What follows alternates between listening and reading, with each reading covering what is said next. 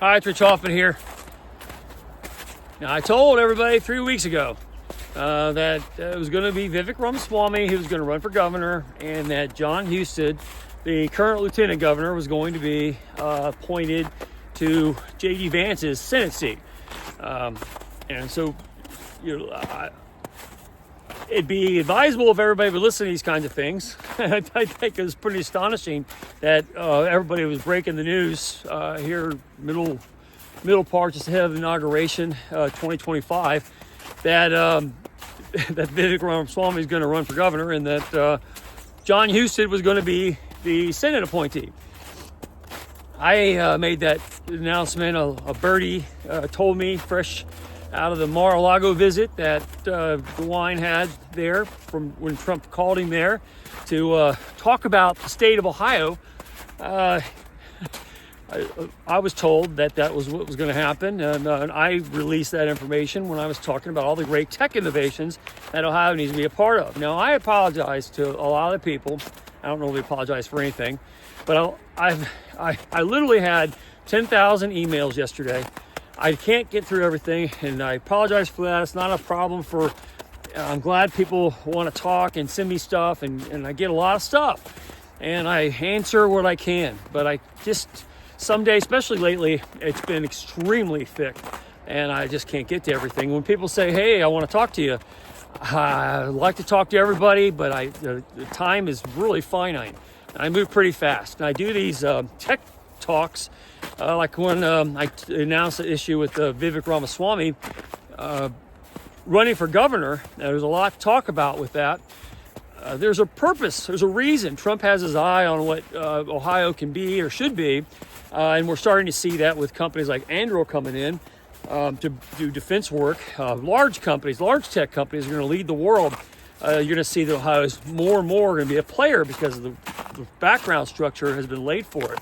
If you saw what kind of Senator Bernie Moreno is going to be, remember I talked about Bernie Moreno right out of the gate, and he was really good on the confirmation hearings with Kristi Noem.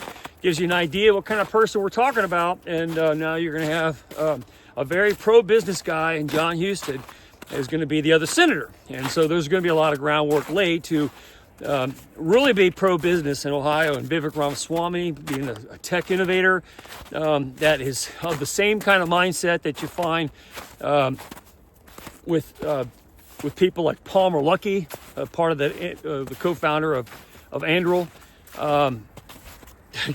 We're really looking at a lot of different innovators on the level of SpaceX emerging. That's going to be part of this Ohio structure. You got to have a governor who gets it, and that's why it needs to be Vivek Ramaswamy, and I think Trump sees that early, and that's why this has been percolating in the background for quite some time, because the investment has been made to make Ohio the tech innovator in the United States, if not the world. I mean, to be the Taiwan of the world's needs on tech infrastructure, innovation, manufacturing.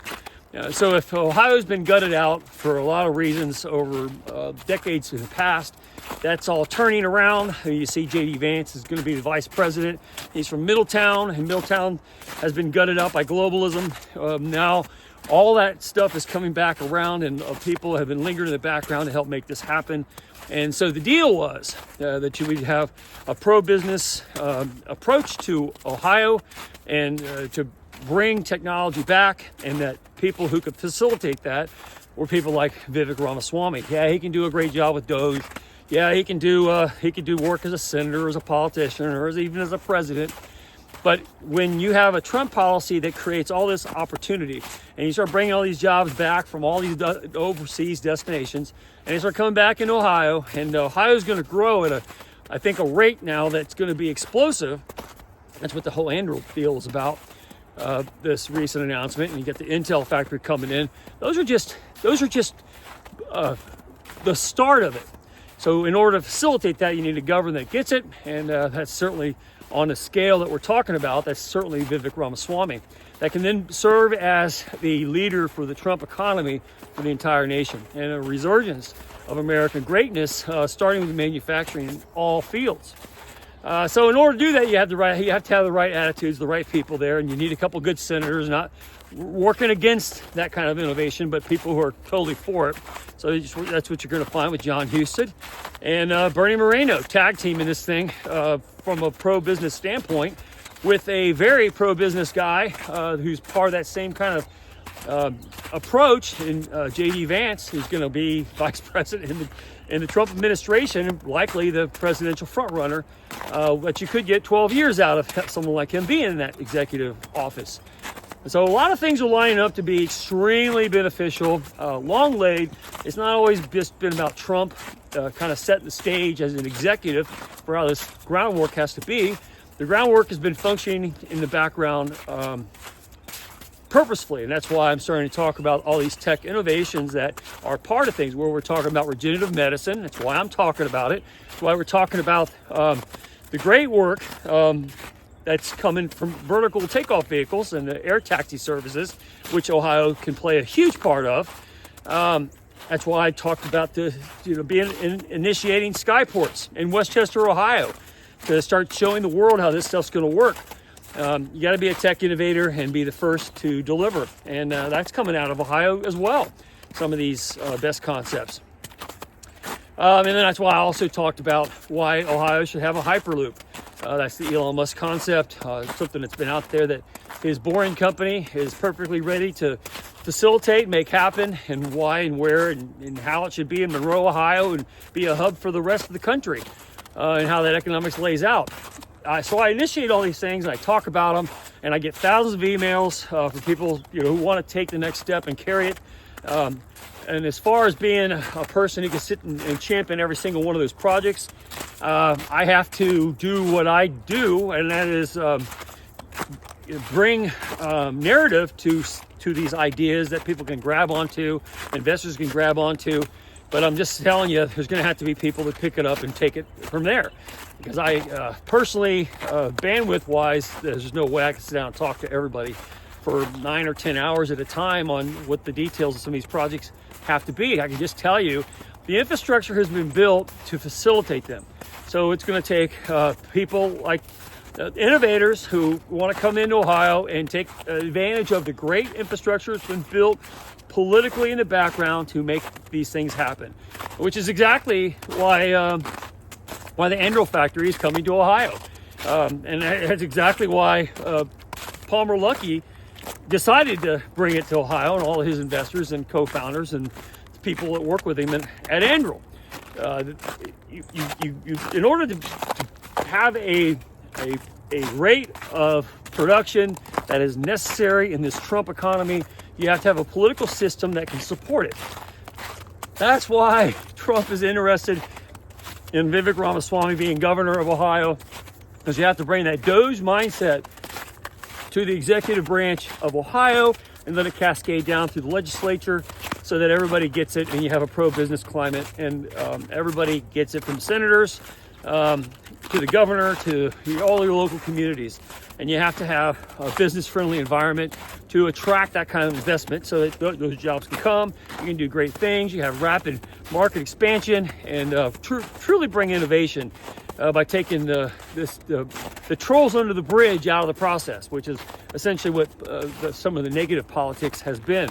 For years, we had Sherrod Brown, who wanted to use labor and pin labor against management and do all this stuff, and nobody's attracted to come into a state where you got all this anxiety. They want to see a rate of return on their investment. They want to come in and go fast, and they want politics to take the nonsense out of the way so they can make their product and sell it to people who want to buy it. And that's going to be the trend of the future, and that's what I think Vivek Ramaswamy brings to being the governor of Ohio after the wine is done. It's a continuation of a pro-business platform that kind of was started by John Husted and his relationship with the wine. But in the background, there's a lot of senators and state reps who are putting this pro-business caucus together. And I talked to some of them yesterday because one of my good friends was landing in Washington, D.C. as we were talking about this whole Anduril deal. And he told me, hey, there's a lot more than that coming. There's going to be a lot of exciting things happening in the state of Ohio. But in order for that to facilitate, you got to have somebody like Vivek Ramaswamy, who is close to Trump, who can carry the Trump MAGA agenda straight to a state and show the rest of the country how it's supposed to look and work. Right in the middle of the country, Ohio's going to really benefit from it, and I'm excited about it. And I'm not just saying that because I live in Ohio.